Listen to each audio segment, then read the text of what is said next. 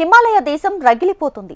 Social media మీద నిషేధానికి వ్యతిరేకంగా మొదలైన ఉద్యమం కాస్త హింసాత్మకంగా మారి నేపాల్ ప్రభుత్వాన్ని దించేసింది. నిరసనకారులు అధికార పక్షం విపక్షం అని కూడా చూడకుండా ప్రధాని సహా మంత్రులు మాజీ ప్రధానుల ఇళ్లపై దాడులు జరిపారు. ఇక ప్రధాని కేపీ ఓలీ రాజీనామా చేయగా దాన్ని ఆమోదించిన దేశ అధ్యక్షుడు రామచంద్ర పౌడేల్ కూడా తప్పుకున్నారు. పరిస్థితులను అదుపు చేసేందుకు సైన్యం రంగంలోకి దిగింది. ఈ పరిణామాలన్నిటి వెనుకున్నది జెన్జెడ్. అసలు ఏమిటి సంస్థ? ఈ తిరుగుబాటుకి నాయకత్వం వహించిన సుదన్ గురుంగ్ కొన్ని డిమాండ్లను తెరమీదకి తెచ్చారు. భారత్ పొరుగు దేశం నేపాల్ అల్లకల్లోలమైపోయింది.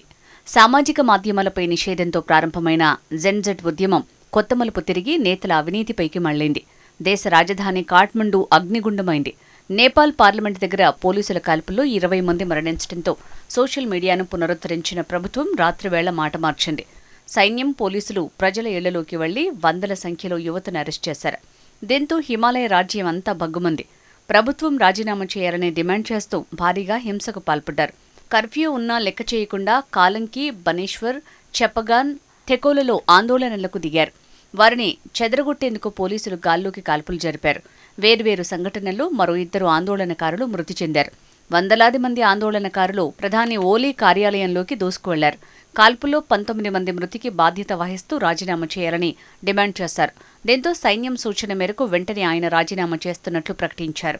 ఆందోళన హింసాత్మకంగా మారటంతో సైన్యం సూచన మేరకు ప్రధాని కేపీ శర్మ ఓలీ సహా పలువురు మంత్రుల్ని దేశం దాటించేందుకు సైన్యం ప్రయత్నిస్తోందన్న వార్తలొచ్చాయి. అయితే ఓలీ నేపాల్లోనే ఉంటారని తెలుస్తోంది. అయితే ప్రధాని రాజీనామా చేసినా ఆందోళనకారులు శాంతించలేదు. ఆందోళనకారులు అంతకుముందు ప్రధాని కేపీ శర్మ ఓలీకి చెందిన బాల్కోట్లోని ఇంటికి నిప్పు పెట్టారు. అధ్యక్షుడు రామచంద్ర పౌడేల్ ఇంటిపై దాడి చేశారు. ఆయన కార్యాలయం శీతల్ నివాస్ని దహనం చేశారు. మాజీ ప్రధానులు డాక్టర్ బాబురాం భట్టారాయ్, పుష్పకమల్ దహాల్ ఇళ్లకు కూడా నిప్పంటించారు.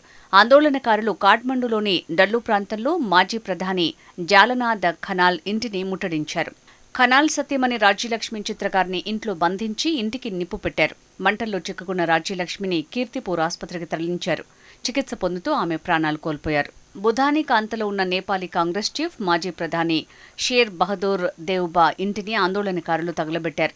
ఆయన భార్య అర్జుదేవ్ బాపై వారు దాడి చేసిన వీడియో సామాజిక మాధ్యమాల్లో వైరల్ అయింది. ఈ దాడిలో వారికి స్వల్ప గాయాలయ్యాయి. దేవ్బా కుమారుడు జైబీర్కు వాటాలున్న హిల్టన్ హోటల్ను ఆందోళనకారులు తగలబెట్టారు. ఆగ్రహావేశాలతో ఊగిపోయిన ఆందోళనకారులు ఆర్థిక మంత్రి బిష్ణు ప్రసాద్ పౌడేల్పై దాడి చేసిన వీడియో వైరల్ అయింది. కొందరు మంత్రిని వీధుల్లో పరిగెత్తిస్తుండగా ఎదురుగా వచ్చిన ఒక ఆందోళనకారుడు ఆయన్ని కాలుతో తన్నాడు. దాంతో పట్టుకోల్పోయిన ఆయన పక్కనే ఉన్న గోడపై పడిపోయాడు. కానీ దూసుకొస్తున్న నిరసనకారుల నుంచి తప్పించుకునేందుకు మళ్లీ పరిగెత్తారు. అక్కడితో ఆగని నిరసనకారులు పార్లమెంటుపై దాడి చేసి నిప్పంటించారు. ఆ తర్వాత సోషల్ మీడియాపై నిషేధం విధించాలని ఆదేశించిన సుప్రీంకోర్టు భవనాన్ని ఆందోళనకారులు టార్గెట్గా చేసుకున్నారు. సుప్రీంకోర్టుతో పాటు పలు న్యాయస్థానాలకు, పోలీస్ స్టేషన్లు, పార్టీల కార్యాలయాలకు నిప్పు పెట్టారు. కాంతిపూర్ టీవీ కార్యాలయంపైన దాడి చేశారు. దీంతో కాఠ్మండులో నిరవధిక కర్ఫ్యూ విధించాల్సి వచ్చింది. రాజధాని కాఠ్మండులోని ఆర్మీ బ్యారక్స్లోకి వీఐపీలను తరలించారు. నేపాల్లో రాజకీయ సంక్షోభం తరిమిల సైన్యం రంగంలోకి దిగింది. విధ్వంసాలను ఉపేక్షించేది లేదని హెచ్చరించింది. Nepal army chief general Ashok Raj Sigdel జాతిని ఉద్దేశిస్తూ ప్రస్తుత సంక్షోభాన్ని శాంతియుతంగా పరిష్కరించేందుకు చర్చలే మార్గమని అన్నారాయన. అదే సమయంలో విధ్వంసం, దాడులు, దోపిడీ వంటి చర్యలు కొనసాగితే ఆర్మీ కఠినంగా స్పందిస్తుందని ప్రకటించారు. ఆర్మీ ఇప్పటికే కీలక ప్రాంతాలను నియంత్రణలోకి తీసుకుంది. త్రిభువన్ అంతర్జాతీయ విమానాశ్రయం, సింగదుర్బార్, పార్లమెంటు భవనం వంటి ప్రదేశాల్లో సైనికులు మోహరించారు. గత రాత్రి 10 గంటల నుంచి దేశవ్యాప్తంగా కర్ఫ్యూ అమల్లోకి వచ్చింది. నేపాల్ వ్యాప్తంగా జరుగుతున్న ఈ ఆందోళనల వెనుకున్నది జెన్జెడ్ అంటే 1997 నుంచి 2012 మధ్య జన్మించినవారు. ఇటీవల వరకు జనరేషన్ జెడ్ అంటే అందరికీ చిన్నచూపే. సొంతంగా పనులు చేసుకోలేరని, స్వార్థపరులని, ఆఖరికి ఉద్యోగం చేయడంలోనూ నిర్లక్ష్యం వహిస్తారని విమర్శలు చేసేవారు. అలాంటి జెన్జెడ్ అవినీతిపై గళమెత్తింది. ఏకంగా ఓ ప్రభుత్వాన్ని కూల్చేసింది. ఓలీ ప్రభుత్వం దిగిపోవడానికి అది చేపట్టిన ఆందోళనలే కారణం. స్వతంత్ర స్వరం మా హక్కు. పన్ను చెల్లింపుదారుల సొమ్ము ఎక్కడికి పోతోంది? అవినీతిని ఆపండి, సామాజిక మాధ్యమాలను కాదు అంటూ 26 ఏళ్లలోపు వయసున్న యువత ప్రభుత్వానికి వ్యతిరేకంగా రోడ్లపైకొచ్చింది. వీరికి చాలామంది కళాకారులు, నటీనటుల నుంచి మద్దతు లభించింది. జెన్జెడ్ ఉద్యమానికి నాయకత్వం వహించింది 36 ఏళ్ల సుదన్ గురుంగ్. అతడి నేతృత్వంలోని హమీ నేపాల్ అనే ఎన్జీఓ సంస్థ ఈ ఆందోళనల్ని ముందుండి నడిపించింది. 2015లో నేపాల్లో సంభవించిన భారీ భూకంపం సుదన్ జీవితాన్ని పూర్తిగా మార్చివేసింది. ఈ విపత్తులో ఆయన తన బిడ్డను పోగొట్టుకున్నారు.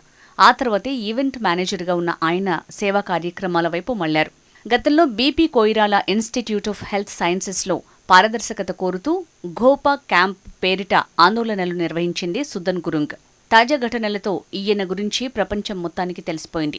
కాగా ఇది కేవలం సోషల్ మీడియా నిషేధంపై స్పందన కాదని ఆందోళనకారులు అంటున్నారు. గత 3 దశాబ్దాలుగా రాజకీయ నాయకులు దోచుకున్న ఆస్తులపై విచారణ జరిపించాలన్నారు. రాజ్యాంగాన్ని తిరగరాసి పాలనలో విస్తృత సంస్కరణలు చేపట్టాలని డిమాండ్ చేశారు. వారి కీలక డిమాండ్లు ఇలా ఉన్నాయి. నిరసనల్లో ప్రాణాలు కోల్పోయిన వారిని అధికారికంగా అమరులుగా గుర్తించటం, వారి కుటుంబాలకు రాష్ట్ర గౌరవం, గుర్తింపు, ఆర్థిక సాయం అందించటం, నిరుద్యోగం, వలస, సామాజిక అన్యాయంపై ప్రత్యేక కార్యక్రమాలు, కొత్త రాజకీయ వ్యవస్థ స్థాపనకు పిలుపు. ఈ ఉద్యమం ఏ పార్టీకో లేదంటే వ్యక్తికో చెందింది కాదని, ఇది ఒక తరం కోసం, దేశ భవిష్యత్తు కోసమే అని తెలిపారు. శాంతి అవసరమే అని, కానీ అది కొత్త రాజకీయ వ్యవస్థ పునాది మీదే సాధ్యమవుతుందని పేర్కొన్నారు. నేపాల్ పరిణామాల నేపథ్యంలో మన దేశం అప్రమత్తమైంది. నేపాల్ను ఆనుకుని ఉన్న సరిహద్దు ప్రాంతాలలో భద్రతను పెంచింది. ఉత్తరప్రదేశ్లోని సరిహద్దు జిల్లాల్లో మార్కెట్లు మూగబోయాయి. తమ రోజువారీ జీవనానికి ఆటంకం ఏర్పడటంతో స్థానికులు ఆందోళన వ్యక్తం చేస్తున్నారు. ఆందోళనల నేపథ్యంలో కాఠ్మండూలోని త్రిభువన్ అంతర్జాతీయ విమానాశ్రయాన్ని మూసివేశారు. భారత్ నుంచి వెళ్లే విమానాలను నిలిపివేశారు. సరిహద్దుల్లో భారత ప్రభుత్వం అప్రమత్తత ప్రకటించింది. నేపాల్లో ఆందోళనల నేపథ్యంలో భారత్ అప్రమత్తమైంది. అక్కడి భారతీయుల కోసం అత్యవసర కాంటాక్ట్ నంబర్లను ఏర్పాటు చేసింది. అత్యవసర పరిస్థితి ఎదురైతే భారత ఎంబసీలోని +977 980 860 2881 +977 981 032 6134 నంబర్లను సంప్రదించాలని సూచించింది. భారతీయులెవరూ నేపాల్కు వెళ్లొద్దని అడ్వైజరీ జారీ చేసింది.